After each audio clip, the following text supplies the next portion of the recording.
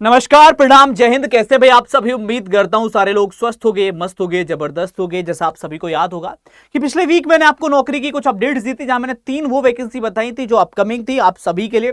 तो इस वीक की भी मैं 3 अपकमिंग वैकेंसी, साथ ही साथ ऑनगोइंग वैकेंसीज को लेकर के आप सभी के साथ मुखातिब हो चुका हूं। जिस वीडियो के अंदर मैं आज 3 भर्तियों पर बात करूंगा जो शायद जिनमें से कोई ना कोई वैकेंसी आपके लिए बहुत इंपॉर्टेंट हो सकती है। बहुत सारी ऐसी वैकेंसीज हैं जिनको आप जानते हो और नो डाउट आप उनके साथ अटैच्ड हो, पूरे पूरे साल प्रिपरेशन करते हो, लेकिन सेम क्वालिफिकेशन के साथ आपको कई और अपॉर्चुनिटीज भी मिलती हैं जिनको कई बार आप मिस कर जाते हो और आपको लगता है इसका एग्जाम होना था, मुझे पता ही नहीं चला। तो ये वीडियो उन्हीं सारे विद्यार्थियों के लिए है जो वैकेंसीज के बारे में जानना चाहते हैं, जिनको लगता है कि हाँ मैं तैयारी तो कर रहा हूं बट मेरा जो एग्जाम है शायद अभी बाद में होगा या हो गया है, अभी मैं उस प्रिपरेशन कहीं और यूटिलाइज कर सकता हूं। तो बिल्कुल कर सकते हैं। शुरुआत करते हैं बिना किसी देरी के। पहली भर्ती है एयरफोर्स के अंदर। जी हां दोस्तों, इंडियन एयरफोर्स के अंदर ऑफिसर लेवल की भर्ती आ चुकी है, एफकेट, एयरफोर्स कॉमन एडमिशन टेस्ट, जिसकी 2026 की सेकंड भर्ती जो है वो लाइव कर दी गई है। कब से कब तक फॉर्म फिलिंग चलेगी मैं आपको ये भी क्लियर कर देता हूं। तो आपकी जो है ऑनलाइन फॉर्म फिलिंग स्टार्ट हो चुकी है 20 मई से स्टार्ट। 20 मई से लेकर के 20 मई सुबह 11 बजे से आपकी फॉर्म फिलिंग शुरू हुई है और 26 जून, ध्यान से सुनिएगा, 26 जून सॉरी 20 मई 2011, 20 मई सुबह 11 बजे से आपकी फॉर्म फिलिंग शुरू हुई है और आपकी जो ये कंप्लीट फॉर्म फिलिंग है वो 19 जून रात के 11:30 बजे तक चलने वाली है। ये तो आपकी जानकारी हो गई। अगर मैं बात करूं तो वैकेंसी की, यानी कि जो डेट है उसकी जानकारी। उसके अलावा अगर हम और बात करें कि क्या क्या इसके अंदर स्ट्रक्चर रहेगा, कौन कौन सी एग्जाम डेट क्लियर है। हाँ, इसका एग्जाम डेट भी क्लियर है। 8 अगस्त 2026 को शनिवार के दिन आपके एग्जाम को कंडक्ट करवाया जाएगा। तो 8 अगस्त को आपका एग्जाम कंडक्ट होगा इसी एफकेट का। इसके अंदर कोई टीयर 1 टीयर 2 जैसी प्रोसेस नहीं है। एक सीबीटी बेस्ड टेस्ट होता है, उसके बाद आप अपने एसएसबी इंटरव्यू के लिए चले जाते हो और after that medical examination, document verification हो जाता है। एक एग्जाम है, पूरी प्रोसेस समझते हैं कि क्या क्या है, कौन कौन लोग एलिजिबल हैं। टोटल नंबर ऑफ वैकेंसीज की बात करूं तो लगभग 300 के आसपास इसके अंदर पद हैं। आप लोग सोच रहे होंगे कि बस 300 पद, तो मैं आपको बता दूं ये ऑफिसर लेवल की वैकेंसीज है और जो ऑफिसर लेवल की वैकेंसीज होती है वहां हमेशा नंबर ऑफ वैकेंसीज कम होती है इन कंपेयर टू अगर हम बात करें सोल्जर लेवल और बाकी सारे लेवल्स को लेकर के। इसके अंदर बाकी स्ट्रक्चर को अगर आप समझेंगे तो 2 चीजें हैं जो आपको समझनी है एलिजिबिलिटी के पॉइंट से भी। एक, इसमें फ्लाइंग ब्रांच होती है, मतलब आपको एज ए कह सकते हो कि फ्लाइंग ब्रांच, यानी कि आपको पायलट वाला, जो एक तरह से समझ सकते हो कि आपके पास में पायलट का लाइसेंस होना चाहिए या आपको प्लेन उड़ाना है, वो सारे आपके एक इंटरेस्ट है, एरिया ऑफ इंटरेस्ट है, तो आप फ्लाइंग ब्रांच के लिए जा सकते हो, जिसकी जो एज है वो 20 से लेकर 24 वर्ष, यानी कि आप कम से कम 20 वर्ष के हो, अधिकतम अगर आप 24 वर्ष के हो तो आप फ्लाइंग ब्रांच के लिए एलिजिबल होते हो। जहां 1 जुलाई 2027 के आधार पर आपकी आयु की गणना की जाएगी। तो 2 जुलाई 2003 से लेकर के 1 जुलाई 2007 तक अगर आपका जन्म हुआ है, इन दोनों तारीखों पर भी आपका जन्म हुआ है, इनके बीच में अगर आपका जन्म हुआ है, आप एलिजिबल हो जाते हो।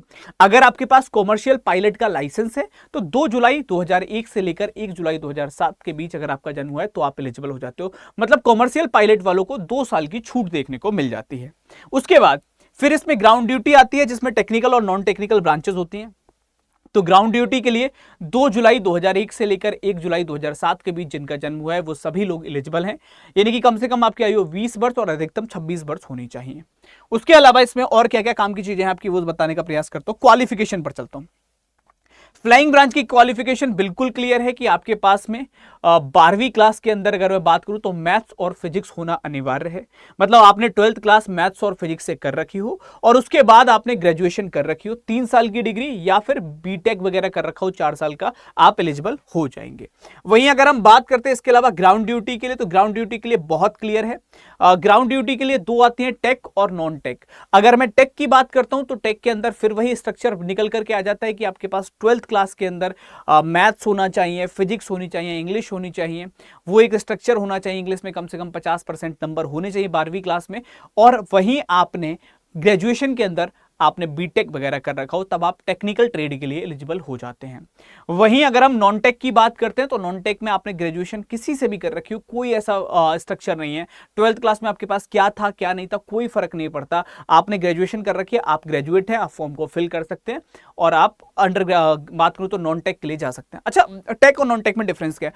टेक मतलब टेक्निकल ट्रेड, जहां पर आप टेक वाला काम करेंगे, टेक्निकल काम से रिलेट होंगे ग्राउंड ड्यूटी में। वहीं अगर हम नॉन टेक की बात करते हैं तो नॉन टेक वो काम होगा दोस्त जिसमें जिसमें आपको उनका रख रखाव का कार्य को एक तरह से देखना होगा, वो सारी चीजें आपको समझनी होंगी, वो आपका नॉन टेक के अंदर आ जाता है। तो वो पूरा स्ट्रक्चर है। इसके अलावा इसका एग्जाम पैटर्न के अंदर 4 विषय इसमें देखने को आपको मिलते हैं। एक रीजनिंग आती है जिसके 25 क्वेश्चन होते हैं लगभग। उसके अलावा अगर मैं बात करूं तो आपका मैथमेटिक्स आता है जिसके 20 क्वेश्चन होते हैं लगभग, इंग्लिश आती है जिसके 30 क्वेश्चन होते हैं, और जनरल अवेयरनेस आती है जिसके 25 क्वेश्चन होते हैं। बहुत सारे से लोग आपको ये भी बताएंगे कि सभी के 25 क्वेश्चन होते हैं, बट ऐसा नहीं रहता। मोस्टली इंग्लिश के 30 और मैथ के 20 क्वेश्चन आपको देखने को मिलते हैं। तो ये कुल मिलाकर के आपका 100 क्वेश्चन का पेपर होता है, जिसमें प्रत्येक क्वेश्चन 3 नंबर का होता है, तो 300 नंबर का आपका पेपर होता है। -1 की निगेटिव मार्किंग भी इसके अंदर रहती है। इसको क्वालिफाई करने के बाद आप एसएसबी की तरफ जाते हैं। आपका एसएसबी का इंटरव्यू होता है जो 5 दिन का इंटरव्यू कंडक्ट कराया जाता है, और उसके बाद फिर आपका मेडिकल एग्जामिनेशन और बाकी चीजें कंडक्ट हो जाती हैं। तो ये पूरी प्रोसेस है इस वैकेंसी की, और ये हर साल 2 बार निकल करके आती है। हर साल इसमें 2 बार आपको मौका मिलता है एफकेट के थ्रू ऑफिसर बनने का एयरफोर्स के अंदर। पहली वैकेंसी आज की यही थी। अब दूसरे की तरफ चलते हैं। दूसरी एक ऐसी वैकेंसी जिसका इंतजार शायद आप लोग कर रहे होंगे, जिसका एक शॉर्ट नोटिस हमारे पास आ चुका है। जी हाँ दोस्तों, मैं बात कर रहा हूं आपका टेक्नीशियन की जॉब रेलवे के अंदर। तो आरआरबी टेक्नीशियन ग्रेड 3 की जॉब, जिसका नोटिफिकेशन ऑलरेडी आ चुका है। क्या क्या स्ट्रक्चर है बता देता हूं। इसकी जो एप्लीकेशन स्टार्ट होने वाले हैं उसकी डेट क्लियर कर दी गई है बच्चा। आपको बहुत क्लियरली डेट बता दी गई है कि 30 जून 2026 से आपकी फॉर्म फिलिंग शुरू हो जाएगी। तो मैं आपको बता दूं 30 जून से आप अपने फॉर्म को भर पाओगे। कब तक चलेगी? तो 29 जुलाई तक आपकी फॉर्म फिलिंग चलने वाली है। 29 जुलाई तक आप अपनी फॉर्म फिलिंग कर पाओगे।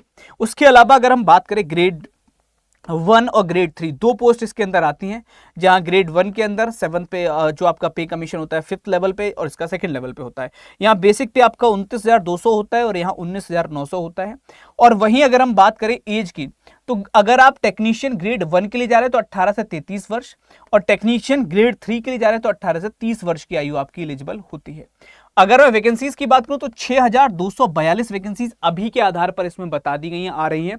वहीं 323 वैकेंसी ग्रेड 1 के अंदर बताई गई है। टोटल मिलाकर के लगभग 6,500 पद हैं, और मोस्ट प्रोबेबली हर बार रेलवे के अंदर ये पद बढ़ते हैं, तो उम्मीद है 9 से 10,000 के आसपास बड़े आराम से वैकेंसीज जा सकती हैं।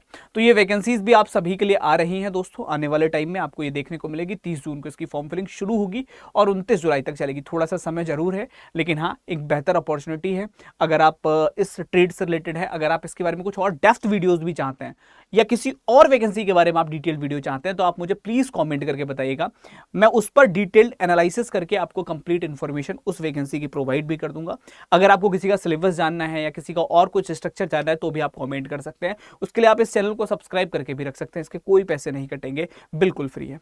तीसरी जो वैकेंसी आई हुई है वो है दोस्त बैंक के अंदर।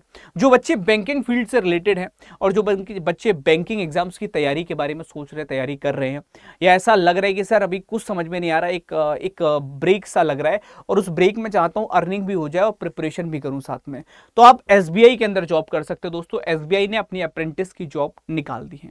हर एक जगह पर अलग अलग वैकेंसीज हैं एसबीआई की इस अप्रेंटिस जॉब के अंदर। मैं आपको बता देता हूं, ये इसकी जो पूरी एप्लीकेशन फॉर्म है वो आपके 19 मई से स्टार्ट हो चुके हैं, 8 जून तक चलने वाले हैं। कंप्लीट पूरा का पूरा स्ट्रक्चर इसमें रहेगा।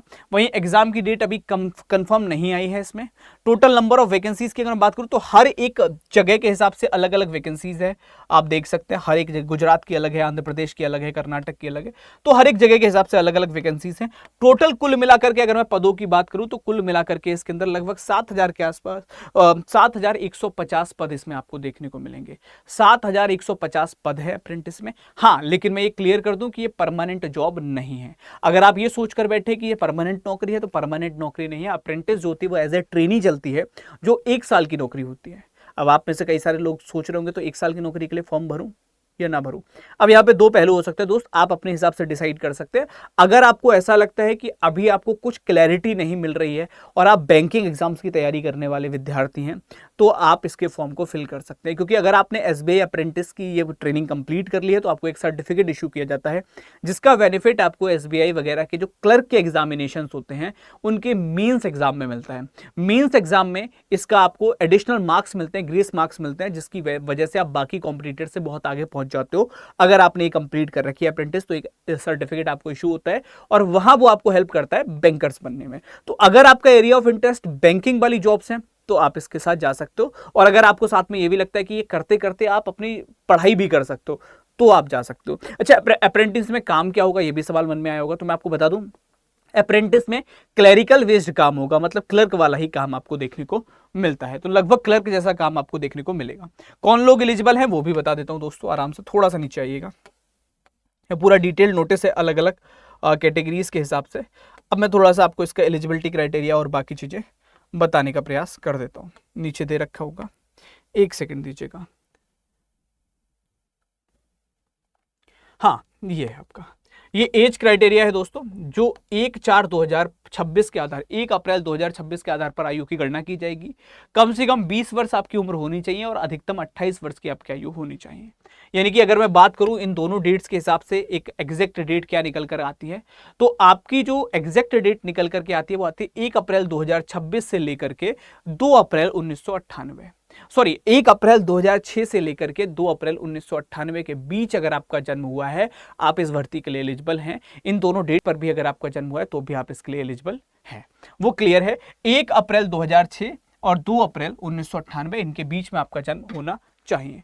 क्वालिफिकेशन की अगर मैं बात करता हूं तो क्वालिफिकेशन बहुत क्लियर कट है कि आप ग्रेजुएट हैं, आपने स्नातक की परीक्षा उत्तीर्ण कर रखी है, तो आप इस वैकेंसी के लिए एलिजिबल होंगे।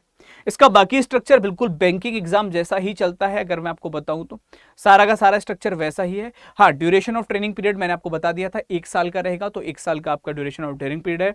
15,000 रुपए पर मंथ आपको इसमें मिलेगा। उसके लिए मैं फिर कह रहा हूं, बहुत सोच समझ के इस भर्ती के फॉर्म को भरिएगा। अगर आप अपने सारे सवालों के जवाब दे पा रहे हैं तब आप इसके फॉर्म को फिल कर सकते हैं। आपके पास हर क्यों का जवाब होना चाहिए। इसमें पहला एक रिटन टेस्ट होगा, फिर आपका लोकल लैंग्वेज का टेस्ट होगा। आप जिस जगह से भी फॉर्म को फिल कर रहे हैं वहां की भाषा हिंदी है तो आपका हिंदी भाषा का टेस्ट होगा, इंग्लिश है तो इंग्लिश का टेस्ट होगा, मलयालम है तो मलयालम का टेस्ट होगा, तो वो आपका एक लोकल लैंग्वेज का टेस्ट किया जाएगा। इसमें टोटल मिलाकर के आपको अगर मैं बात करूं तो ऑब्जेक्टिव टाइप पेपर आपका आएगा, एमसीक्यू बेस्ड क्वेश्चन पेपर होंगे। 25-25 प्रश्न आएंगे रीजनिंग के, जनरल अवेयरनेस के, इंग्लिश के और एप्टीट्यूड के। 100 प्रश्न होंगे, 100 नंबर के होंगे। 60 मिनट का टाइम मिलेगा। सेक्शनल टाइमर रहेगा 15 मिनट, जो बैंक में होता है, कुछ अलग नहीं है। और आपका मीडियम ऑफ टेस्ट जो रहेगा वो आपका डिपेंड करेगा कि आप किस भाषा के साथ जाना चाह रहे हैं, जैसे बैंकिंग एग्जाम का स्ट्रक्चर होता है। बस हाँ, प्री मेंस वाली प्रोसेस नहीं है, एक ही पेपर है, उसको क्वालिफाई करके आप इसमें अप्रेंटिस को ज्वाइन कर पाएंगे। तो यही पूरा आज का स्ट्रक्चर था जो मैंने आपको बताने का प्रयास किया है। अब अगर आपको किसी भी भर्ती के बारे में अलग से, हो सकता है मैंने कुछ मिस किया हो और आपको लगता हो सर मुझे उस वैकेंसी के बारे में जानना था, आप वीडियो बनाकर बता सकते हैं। या फिर किसी एक पर्टिकुलर वैकेंसी के बारे में सर इसकी एक और डेप्थ वीडियो बना दीजिए जिसमें हर एक पहलू आप इसका समझा पाएं, तो वो भी आप मुझे कॉमेंट करके पूछ सकते हैं। इसके लिए आप इस चैनल को सब्सक्राइब करके रख सकते हैं, इसके कोई पैसे नहीं कटेंगे, बिल्कुल फ्री ऑफ कॉस्ट है और आपको हर एक जानकारी यहां मिलती रहेगी। Thank you so much. अभी के लिए इतना ही रखूंगा दोस्तों। जय हिंद सभी को, love you all, thank you so much everyone, thank you.